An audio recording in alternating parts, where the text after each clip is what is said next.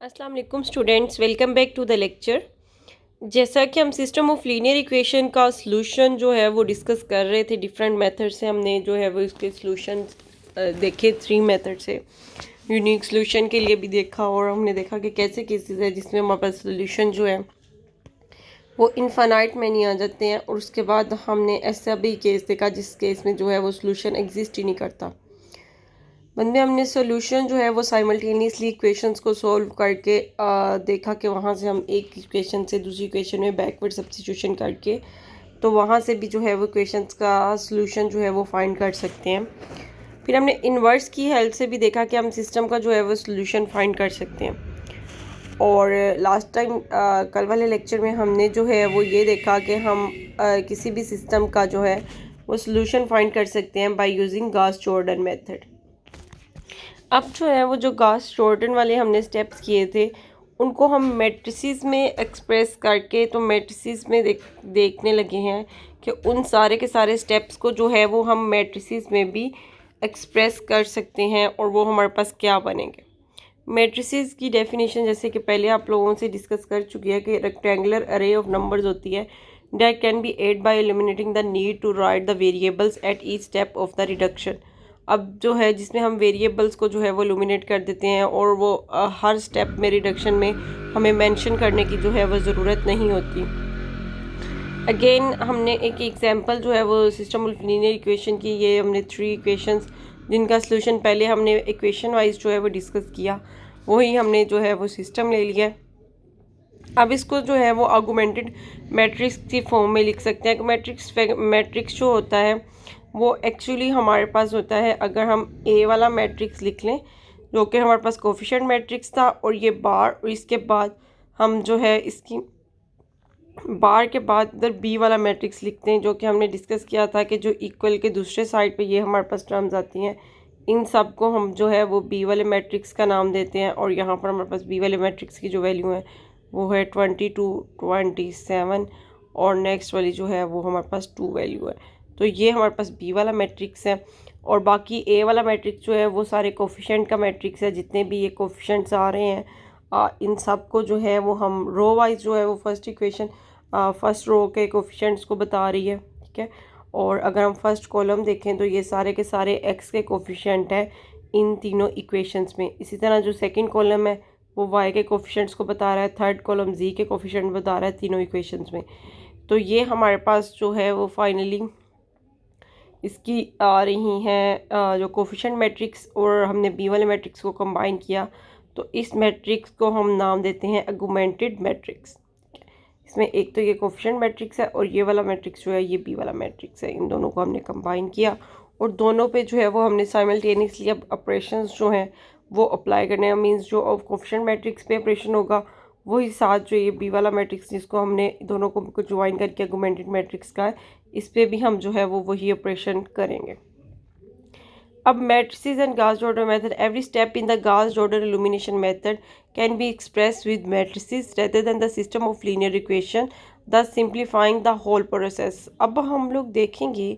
कि जो हमने सारा प्रोसेस इक्वेशंस को यूज़ करके किया वो हम मैट्रिसेस को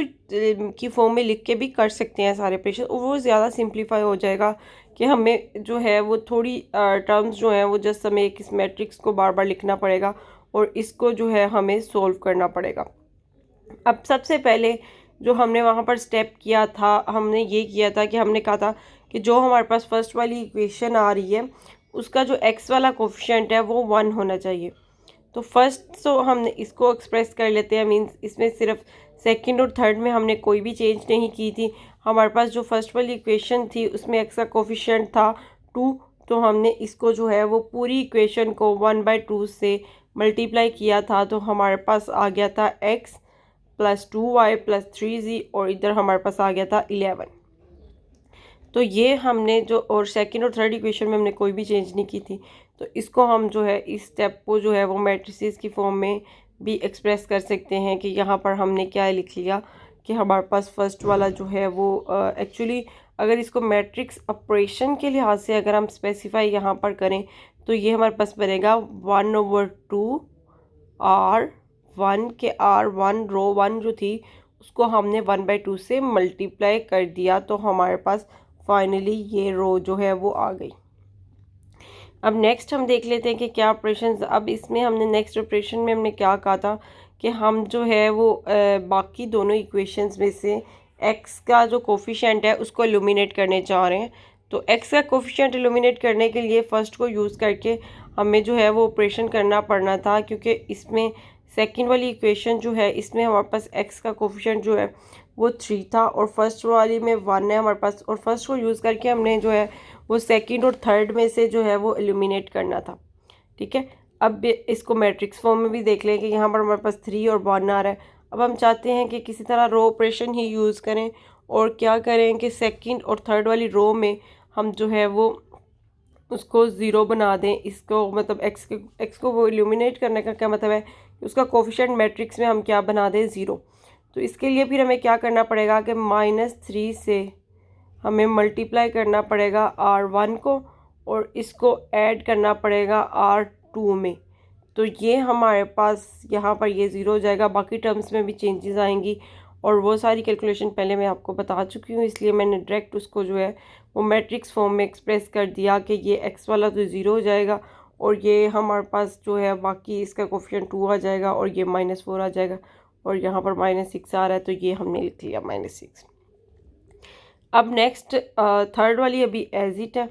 इसको अब हमें चेंज करना है। अब इसको चेंज करने के लिए हमें क्या ऑपरेशन करना पड़ेगा कि -1 से जो है, या इसको जो वैसे ही हम सिंपली जो है वो ऐड कर लें तो ये हमारे पास सॉर्ट आउट हो जाता था कि हम अगर R1 वो इक्वेशन 1 को इक्वेशन 3 में ऐड करते हैं तो ये हमारे पास ज़ीरो आ जाना था कोफिशिएंट। अब इसको मैट्रिक्स की फॉर्म में देख लेते हैं कि इसमें हमें क्या करना पड़ेगा कि R3 में अगर हम R1 ऐड कर दें तो ये हमारे पास जो फर्स्ट वाली टर्म है कोफिशिएंट x का ये ज़ीरो हो जाएगा और बाकी टर्म्स में भी जो चेंजेस आएंगी उनकी डिटेल्स जो हैं वो मैं ऑलरेडी आपसे डिस्कस कर चुकी हूँ, वो भी आप देख सकते हैं कि वो भी हमारे पास 3 और 5 और 13 हमारे पास यहाँ पर आ गई हैं, बाकी टर्म्स हमारे पास ये आ रही हैं। अब उससे नेक्स्ट जो है matrices and Gauss Jordan method में हमारे पास जो नेक्स्ट हमने स्टेप क्या किया था, हमने कहा था कि अब हमने जो सेकंड इक्वेशन हमारे पास आ गई थी रिड्यूस होके, उस इक्वेशन में हमने y के कोफिशिएंट को 1 बनाना था और y के कोफिशिएंट को 1 बनाने के बाद बाकी दोनों इक्वेशंस में से हमने y को जो है वो क्या किया था, एलिमिनेट किया था। अब y का कोफिशिएंट जो है वो हमारे पास क्या है, 2 है यहाँ पर। तो फिर हमें क्या ऑपरेशन अप्लाई करना पड़ेगा कि हम मैट्रिसेस में अगर देखें तो हमने सेकंड वाली जो रो है हमारे पास इसको हमने 1/2 से मल्टीप्लाई कर दिया। 1/2 R2 ये वाली सेकंड वाली पूरी रो को हमने 1/2 से मल्टीप्लाई कर दिया तो हमारे पास फाइनली जो रिड्यूस होके रो आ गई है R2, वो हमारे पास ये आ गई। अब हमारा नेक्स्ट जो टारगेट था वो ये था कि हम y को एलिमिनेट कर दें फर्स्ट वाली रो में से और सेकंड वाली रो में से, y के कोफिशिएंट्स को ज़ीरो करना है हमने। अब इसको ज़ीरो करने के लिए हमें फिर ऑपरेशंस करने पड़ेंगे। पहले तो इसको 2 है तो यहाँ पर हमें पहले तो एक ऑपरेशन ये करना पड़ेगा कि हम लिखेंगे R1 माइनस और इसको जो है वो -2 से मल्टीप्लाई करेंगे R2 को। ठीक है, या फिर इसको हम इस तरह एक्सप्रेस कर सकते हैं -2 R2 और इसमें फिर हम ऐड कर देंगे R1 को। तो इस तरह फिर ये वाला हमारा कोफिशिएंट जो है वो ज़ीरो हो जाएगा और बाकी सारी टर्म्स में जो चेंजेस आएंगी वो आप वेरीफाई कर लें कि वो हमारे पास ये तो ज़ीरो हो गया, बाकी ये हमारे पास 7 और 17 आ गया। अब हम चाहते हैं कि ये 3 वाली टर्म जो है ये भी ज़ीरो हो जाए, तो हम क्या करेंगे कि -3 R2 कर देंगे और इसमें जो है वो ऐड कर देंगे R3 को। R3 इसमें जब ऐड होगा तो ये टर्म हमारे पास ज़ीरो हो जाएगी और बाकी टर्म्स में भी ऐसे ही जो है वो चेंजेस हमारे पास आ जाएंगे।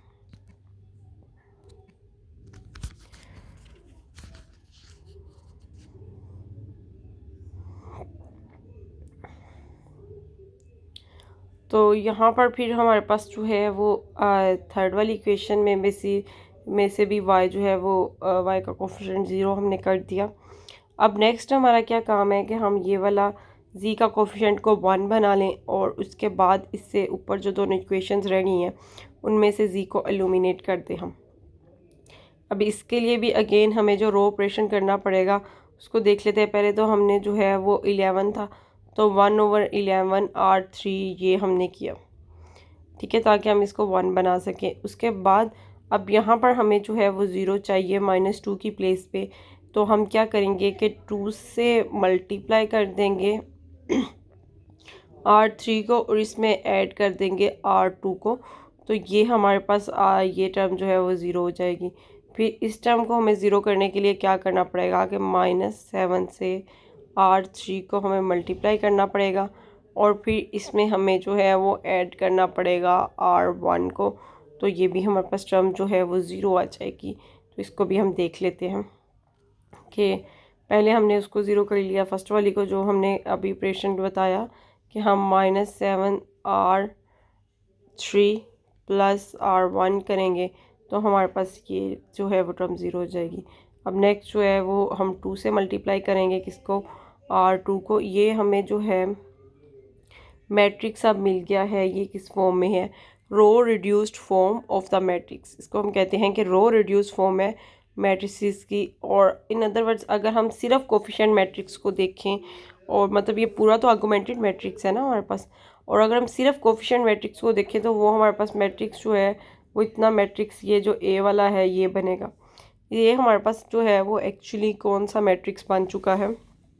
ये हमारे पास आइडेंटिटी मैट्रिक्स जो है वो बन चुका है कि जिसके डायगोनल में हमारे पास सारी वैल्यूज़ 1 आ रही हैं और बाकी सारी की सारी जो है इसकी एंट्रीज वो 0 आ रही हैं। तो इस पूरे मैट्रिक्स की फॉर्म को हम जो है वो row reduce form of a matrix कहते हैं। अब रो रिड्यूस फॉर्म की डिफाइनिंग क्या है वो भी हम देख लेते हैं। Each row consisting of entirely of 0 lies below all the rows having non zero entries. अब इसमें क्या है कि हर रो जो है वो इंटायरली जो है वो हमारे पास 0 होती है, lies below all the rows having non zero entries, कि नॉन ज़ीरो एंट्री से बिलो जो है वो हमारे पास जितनी भी एंट्रीज हों वो सारी की सारी क्या हों, हमारे पास जो है इसको जो है वो each row consisting of entirely of zeros lies below all the row having non zero entries. यहाँ से आप देख भी सकते हैं कि हर रो में नॉन ज़ीरो एंट्री के बिलो जो है वो सारी की सारी एंट्रीज जो हैं वो क्या आ रही हैं, 0 आ रही हैं, ठीक है। नॉन ज़ीरो अगर कोई एंट्री हमारे पास रो में आ रही है तो उसके बिलो हमने क्या कहा कि सारी की सारी एंट्रीज जो हैं वो 0 आ रही हो। और उसके बाद जो नेक्स्ट चीज़ है वो कि हमारे पास क्या है कि the first non zero entry in each non zero row is 1। First जो है वो नॉन ज़ीरो एंट्री जो है वो हमारे पास क्या होनी चाहिए, 1 होनी चाहिए, और उसको हम जो है वो लीडिंग एलिमेंट भी कहते हैं उस रो का। देखिए यहाँ पर हम देख सकते हैं कि यहाँ पर फर्स्ट वाली रो में R1 में हमारे पास 1 जो है वो लीडिंग एलिमेंट है, और उसके बाद जो दोनों एलिमेंट्स आ रहे हैं वो क्या है, हमारे पास 0 है। अब नेक्स्ट सेकेंड वाली रो में हमारे पास लीडिंग एलिमेंट जो है वो ये है, ये भी हमारे पास 1 है, और इसके बाद हमारे पास 0 आ रहा है। थर्ड वाली रो में तो हमारे पास लीडिंग एलिमेंट के बाद कोई एलिमेंट है ही नहीं, तो उसको हमें चेक करने की ज़रूरत नहीं है। If any two successive non zero rows the leading one is the lower row lie on the right of the leading one in the upper row. अब अगर हमारे पास कोई दो जो है वो रोज़ हैं, तो जो 1 है वन जो एक रो में है वो दूसरी रो के नेक्स्ट वाली अगर हम रो को देखेंगे तो वो उसकी राइट साइड पे होगा, वो लीडिंग 1 जो है वो अपर वाली रो की निस्बत। इसका मीनिंग क्या है कि जैसे कि ये फर्स्ट रो में हमारे पास 1 प्लेस पे है, अगर हम इसको ए मैट्रिक्स कह रही हैं तो A11 वाली प्लेस पे है। सेकंड रो में हम देख सकते हैं कि हमारे पास 1 जो है वो इसकी राइट साइड पे है, और ये A2 प्लेस पे है हमारे पास 1, और उसके नेक्स्ट में भी हम देख सकते हैं कि फिर ये और उसके राइट पे शिफ्ट हो गया और ये हमारे पास A33 वाली प्लेस पे है ये वाला 1। ये तो हमने ये देख लिया कि leading in if a column containing the leading 1 then the other entries in that column are 0। अब ये फाइनल थिंग है कि हमारे पास अगर कोई कॉलम जो 1 को कंटेन कर रहा है तो उसके अलावा बाकी की सारी एंट्रीज जो हैं वो उस कॉलम में क्या होनी चाहिए, 0। जैसे कि हम यहाँ देख सकते हैं ये हमारे पास C1 वाला कॉलम है, इसमें इसकी फर्स्ट एंट्री 1 है, तो इसके बाद बाकी दोनों एंट्रीज जो हैं वो क्या है, 0 है। इस तरह सेकेंड वाला कॉलम है हमारे पास, तो इसमें हमारे पास एक एंट्री 1 है, तो इसके अलावा बाकी दोनों एंट्रीज जो है वो क्या, 0 है। थर्ड वाले कॉलम में भी हम देख सकते हैं एक एंट्री 1 है, तो बाकी दोनों एंट्रीज जो है वो हमारे पास ज़ीरो हैं, तो ये reduce form of a matrix की हमारे पास जो है वो डिफाइनिंग है कि ये इन जो है वो चार प्रॉपर्टीज़ को हमारे पास सेटिस्फाई कर रही होगी। नेक्स्ट हम लोग जो है वो रो ऑपरेशंस देखेंगे कि रो ऑपरेशंस हम लोग कौन कौन से यूज़ कर सकते हैं या कौन कौन से हमारे पास रो ऑपरेशंस जो हैं वो वैलिड हैं। और फिर हम जो है वो कुछ टर्म्स डिफ़ाइन करेंगे जैसे यूनिट कॉलम्स वगैरह की, और इस तरह की जो है वो टर्म्स अभी जो हम लोगों ने मैट्रिसेस की फॉर्म में डिस्कस किया वो एक्चुअली हमने पहले इक्वेशन सोल्व की और फिर उन इक्वेशंस को हमने मैट्रिक्स की फॉर्म में कन्वर्ट किया। हमने ये नहीं कहा कि डायरेक्ट हम उनको जो है वो मैट्रिसेस की फॉर्म में कन्वर्ट करके डायरेक्ट हम ऑपरेशन अप्लाई कर रहे हैं। हमने ऊपर पहले इक्वेशंस लिखी, फिर उसके कॉरिस्पॉन्डिंग हम जो है उसको मैट्रिक्स की फॉर्म में एक्सप्रेस करके देख रहे थे। हम नेक्स्ट जो है हम रोज़ ऑपरेशन डायरेक्ट करके फिर उसको देखेंगे कि वो हमारे पास क्या बनता है।